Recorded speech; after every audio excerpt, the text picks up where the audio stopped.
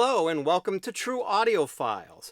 Today I am going to talk about King of Rock by Run DMC, and the reason why I'm bringing this up and the reason why I'm doing this sound quality shootout is because they just released a super vinyl version of it by Mofi, and I just got it in the mail today, or not today, I'm sorry, earlier this week.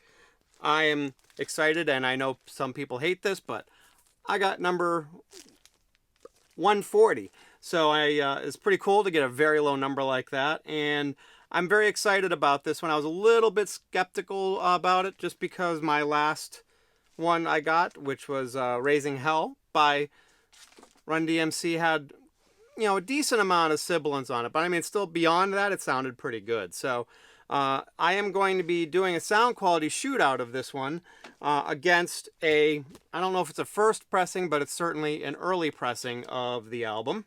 And I got this several years ago, actually when I was visiting Las Vegas. But anyways, in nearly perfect conditions, visually anyways.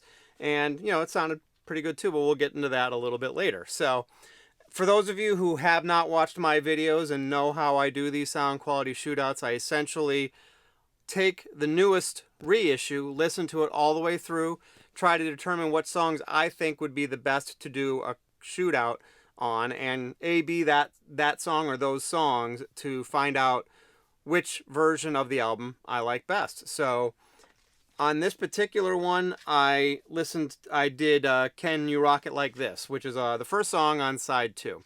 So first I'll talk about putting on the Mofi version. And as usual, the super vinyl was definitely a very quiet pressing. Still not perfect, although, that's one of the things that's kind of a little bit on the disappointing side for me. My recollection, and I didn't really go back to any of my older super vinyl cop pressings, but generally speaking, super vinyl pressings have been nearly silent for me. And this one was a little bit noisy, but it wasn't bad. I mean, by no means is it noisy. It's noisy for a super vinyl pressing. So hopefully that makes sense to you. But, overall, I thought it had a great soundstage depth, great imaging. The vocals sounded natural. Although, I personally tend to like maybe a little bit more treble than what I was hearing on the Mobile Fidelity. And that I would say if there was a nitpick, that would probably be it. But on the same side, the Raising Hell one probably had too much because it ended up giving me some sibilance. So overall, in terms of sibilance, this one had very, very, very little. And what it had was super minor, and it was at the very, very end of, I think, both sides. But more prevalent, I think, on side 1. But super, super minor, was barely audible, and you really have to be listening for it to hear that difference. So, or hear that sibilance, I should say. I'm sorry. But overall, the thing had great bass, punched you in the gut type bass, which I love, especially when you're listening to this type of music. Hip-hop/rap is really something that is driven by, the rhythm, the bass. So it was really nice to have that extra oomph in the bass that Mofi has kind of been notorious for as of late. Some people either love it or hate it, but it definitely had a great amount of bass. So put on the early pressing. Listen to the early pressing, and, overall it sounds really, really good. I would say from an EQ standpoint, they're pretty different. The the early pressing had a little bit more maybe upper mid-range to it. So maybe the vocals maybe are a little bit more out front because of it. That definitely did not have the amount of bass that the Mofi had, which is kind of surprising because that's kind of one of those trademarks of hip-hop, but it is early hip-hop as well. So still had a decent amount of bass, still pretty deep, but definitely not as punchy as the Mobile Fidelity version. So that was that. But the one big thing that really stuck out to me and is really obvious when you kind of sit down and listen to it in the sweet spot and really pay attention is the soundstage depth and the definition and, the placement of all the instruments and vocals in the or turntables, if you want. And I guess that's technically an instrument in hip hop, right? But everything had its place in a purely defined space on the Mobile Fidelity, where it was kind of, I guess the best way to describe it, and it seems to often be the case with older stuff when I compare it to the mobile fidelities.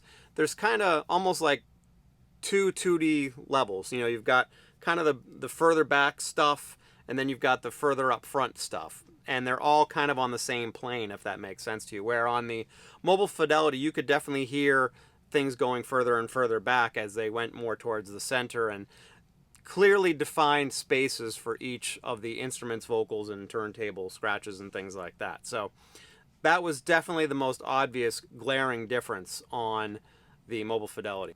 Both are spectacular, great. The mobile fidelity Supervinyl, which probably is no surprise, definitely was better for surface noise. Still had a little bit, but it was definitely quieter than the original. The original actually wasn't bad, so I wasn't completely dissatisfied with the amount of surface noise on the original, given it's just a standard traditional release. It's not a special formulation of vinyl or audiophile pressing of it or anything like that. It sounded pretty decent. So I guess that's my take. If I had to, I think it's pretty obvious by now after you're listening to me on this that the mobile fidelity was definitely the winner. And in two aspects. Definitely the soundstage and definitely in the bass. If you like a more natural or neutral tone, I guess you would probably want to take the original pressing.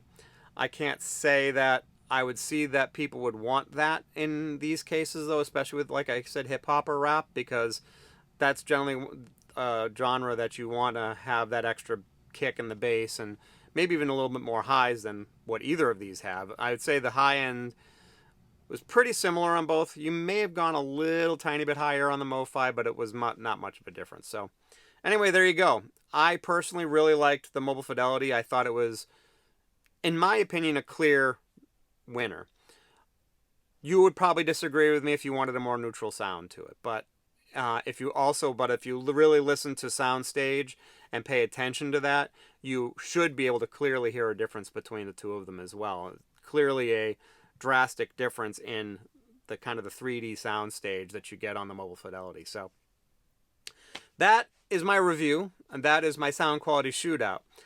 Have you compared the two? Do you have an early pressing and the mobile fidelity? I'd love to hear your take if you do, or if you know of a different pressing that is better than the early pressing and maybe closer to the mobile fidelity. I'd really love to hear your take on that also. So that's everything I have for today. Thank you for subscribing. If you subscribe, boy, try to say subscribe correctly, huh? But thank you if you do subscribe. And if you don't subscribe, what are you waiting for? Please do that. Hit that subscribe button. Please hit the like button if you like the video. If you have some comments, I'd love to hear them in the comment section. And that is everything I have for this episode. So thank you for watching. Have yourself a great rest of the day and a great rest of the week. Thanks a lot.